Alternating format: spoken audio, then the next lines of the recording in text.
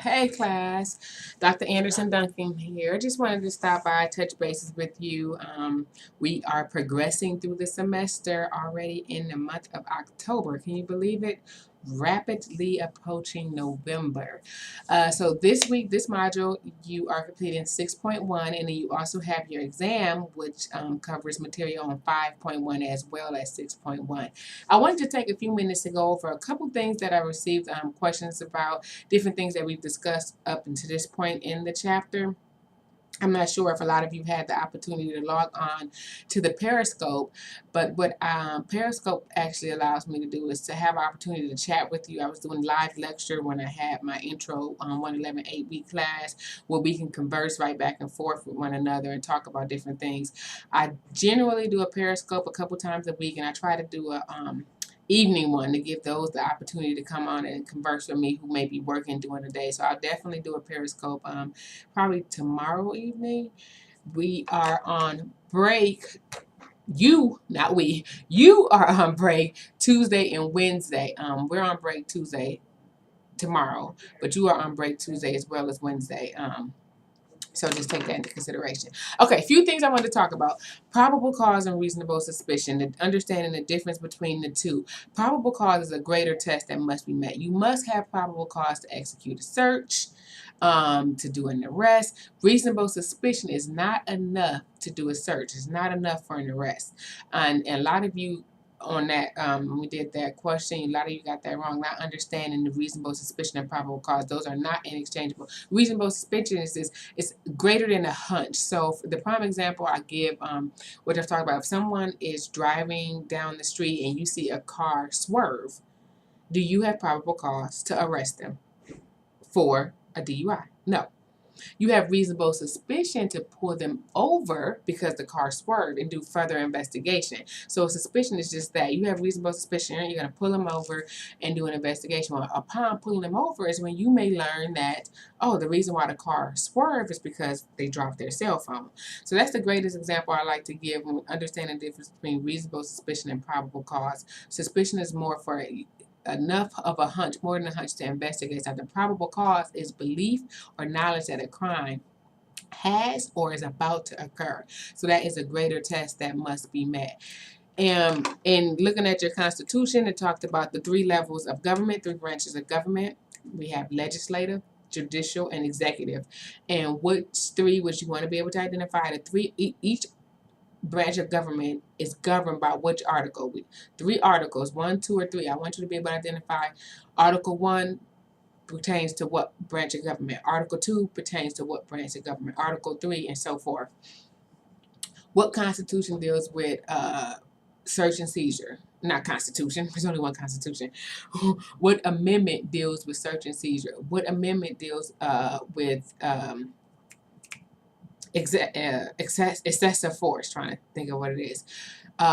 Being able to identify what the first Constitution was. What was the first Constitution referred to as? These are things you should be able to discuss and talk about. Chapter 6.1, we move on and we talk about law enforcement. Talk about the 4 basic responsibilities of police. When we talk about law enforcement, what are the 4 basic things that law enforcement should do? 1, enforce laws, provide services, prevent crime, and preserve the peace. 4 things that we're looking at that law enforcement officers should be doing. When we start talking about law enforcement, it talks about the evolution of policing and how it came about. Who is coined or known for the first type of professional policing? Robert Sir Peel. So that is definitely a name that you want to make sure you know, Robert Sir Peel. And what were they referred to as? The nickname of the force. It was the Bobbies.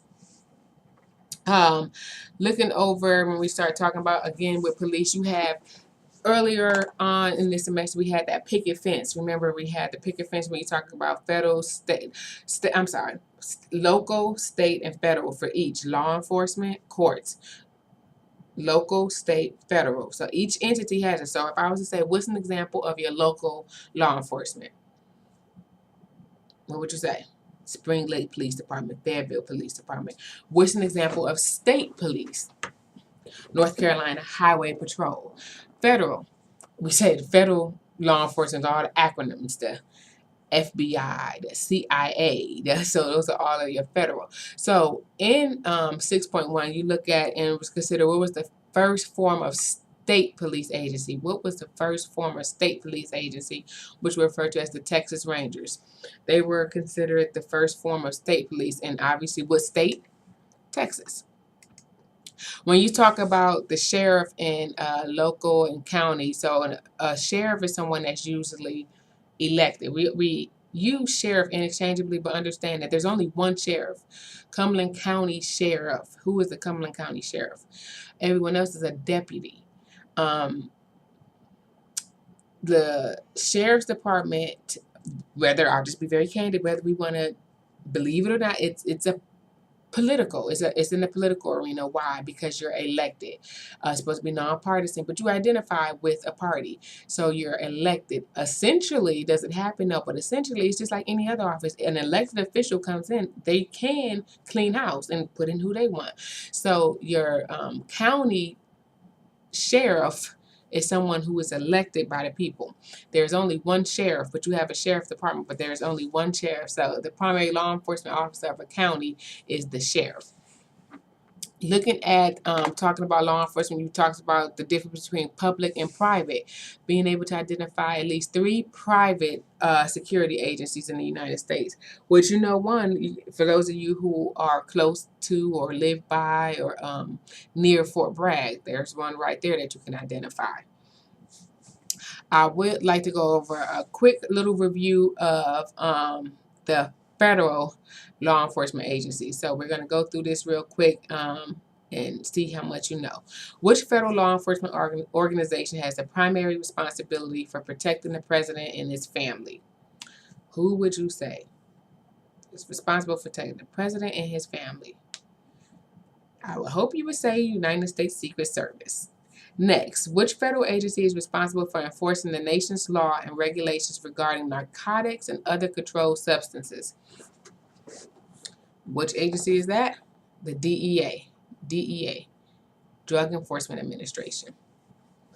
Which branch of the Department of Justice that is responsible for investigating violations of federal law? So Department of Justice is one entity in and of itself. Who is the head of the Department of Justice?